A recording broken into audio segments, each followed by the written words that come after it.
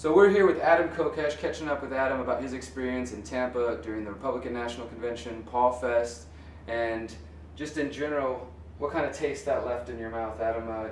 Let's start off with, first of all, you were a speaker at Paul Fest, the grassroots event organized to honor Dr. Paul and people uniting under liberty and these ideas, but there was also some controversy going into there, so just if you could share your feelings, your thoughts on how that experience went down.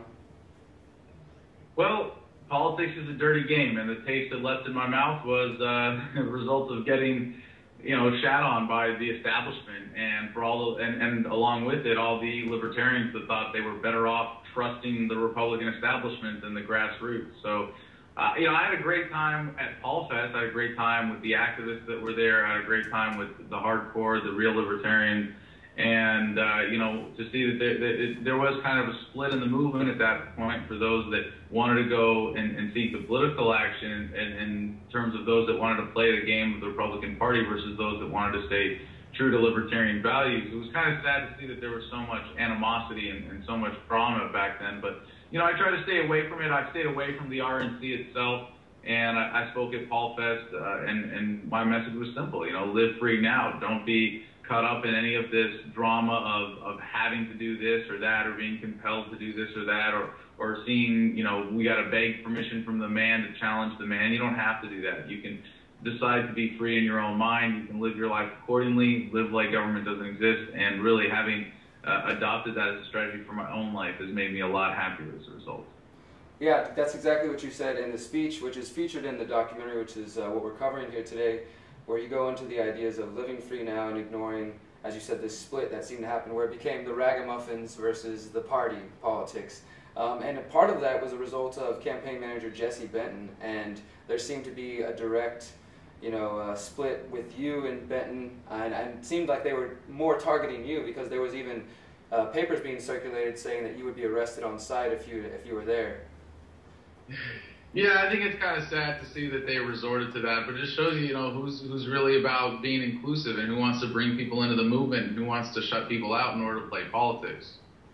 Yeah, that's right, and I guess we're seeing where that was going. For us, for the Houston Freethinkers, for that experience was just, if there was any piece of hope left in the system, we completely lost it after that experience. Going there and watching the delegates get screwed out of it, watching immediately how at the Republican event, they were pushing for RAND 2016 from the very get-go, from that moment there.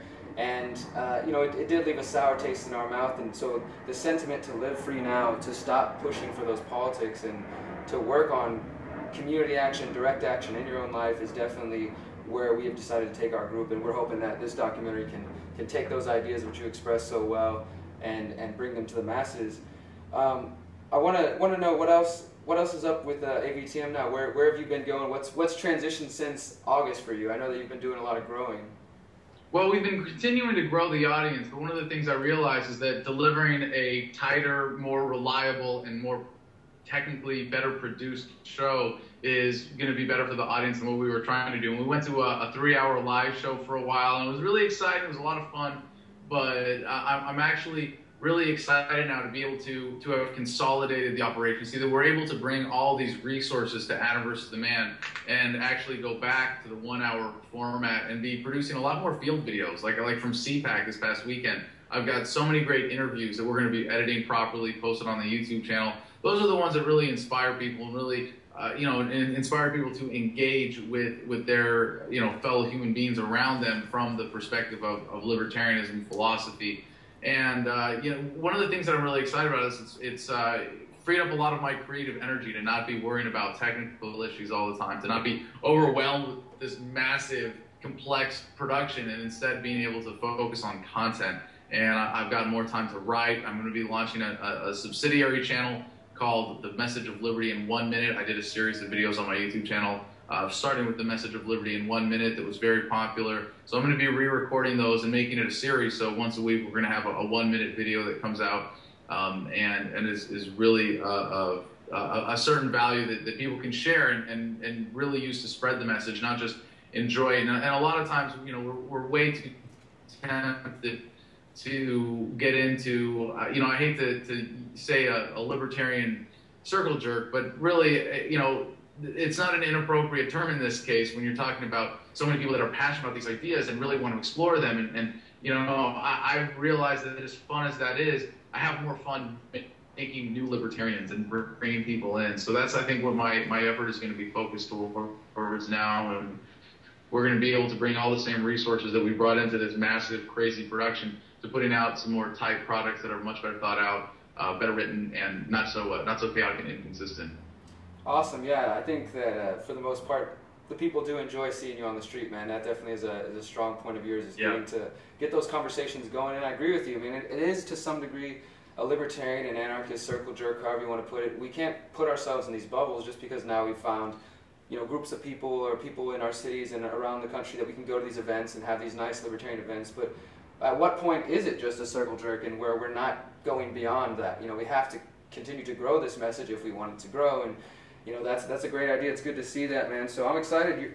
So you're scaling down to 1 hour. You're going to be releasing quick clips, and it's exciting, man. So I guess if you got any other message for the people who maybe, there's some people who support HFT and support even you, Adam, who are still thinking Rand, man. They're thinking that, well, this is 2016, guys, and I'm already starting to see the split, and I'm really, really hoping that in 3 to 4 years, if the plan is to let Rand get in there or however that goes, that we don't see a bunch of libertarians, you know, compromising their principles, you know. Yeah, it's kind of sad to see that people have fallen for the Rand Paul scam when, in a way, you know, a lot of people saw the Ron Paul campaign as a scam, and not from Ron Paul himself, not from anything he said, but really because of the people that were around him that took advantage of him, as like you mentioned earlier, people like Jesse Benton, you know, who ended up getting very rich off the Ron Paul campaign and then going to work for Mitch McConnell. A lot of people were pretty disturbed by that. And it's one of those cases where I hate to be right, but, you know, I told you so.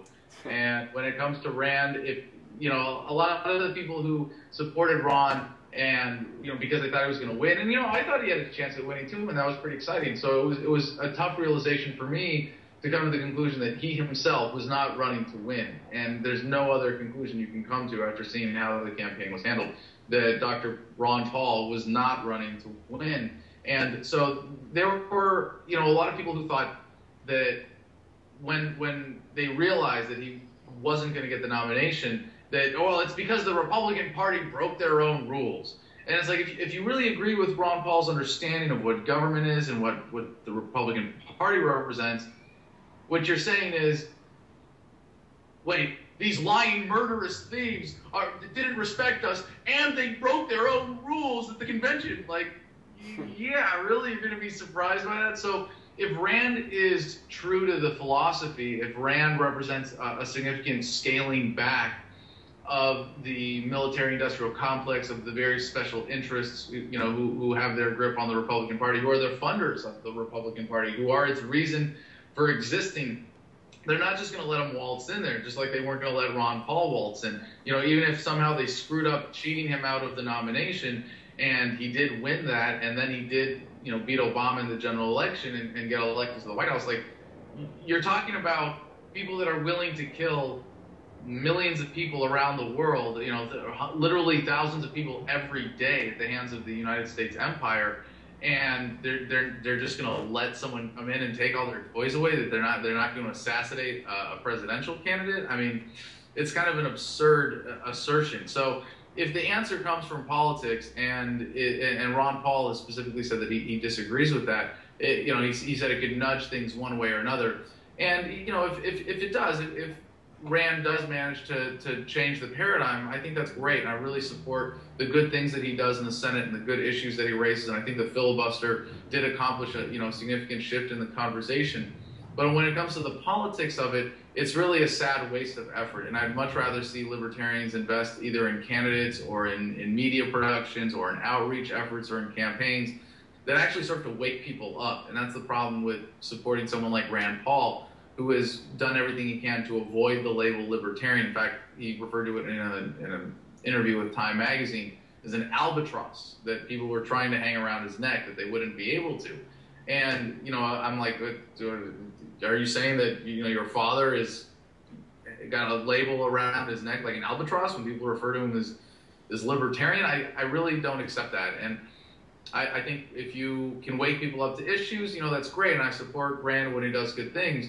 But if what you care about is waking people up in a way that gets them in tune with the philosophy, the moral philosophy of libertarianism, and really challenging their assumptions, debating drone strikes on American soil is barely even a nice start. So I like to see that there are people still working to wake people up, that there are people like you and Houston Free Thinkers that are doing all sorts of activism that is based on the philosophy. There are a lot of great groups out there that are doing this, but I think sinking the energy and effort into supporting someone like Rand Paul, who's not a libertarian, isn't necessarily in the best interest of the liberty movement. It's a waste of time.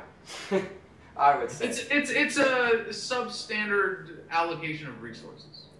There you go. Substandard allocation of resources. Putting it nicer than I can. Well, yeah, and one more thing before I let you go, Adam. For those who are listening, they're probably familiar with what the Houston Freethinkers talk about and what you talk about, agorism, voluntarism, these ideas. And for some people, the idea of letting go of politics, of finally letting go of that, this piece of that some of us have even hold on to. And I remember about a little 6 or 7 months ago, right around 9/11, talking to you and saying that you said that you were a recovering Paul bot. It was even difficult for you to get past that phase. Yeah. So any piece of advice before we let you go for somebody who sees this, they believed in Dr. Paul maybe, or maybe they didn't even like Ron Paul, but they see past the system, but they're just not sure, where they go from here.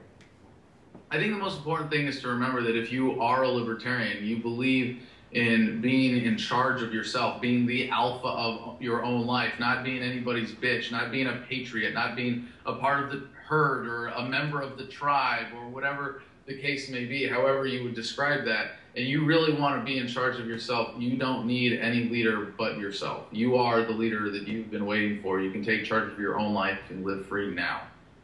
Definitely. Taken from Adam Kokesh himself. Adam, let everybody know where they can find your work at. AdamVersusTheMan.com. Thanks for joining us. We'll talk to you soon. Thanks, Derek.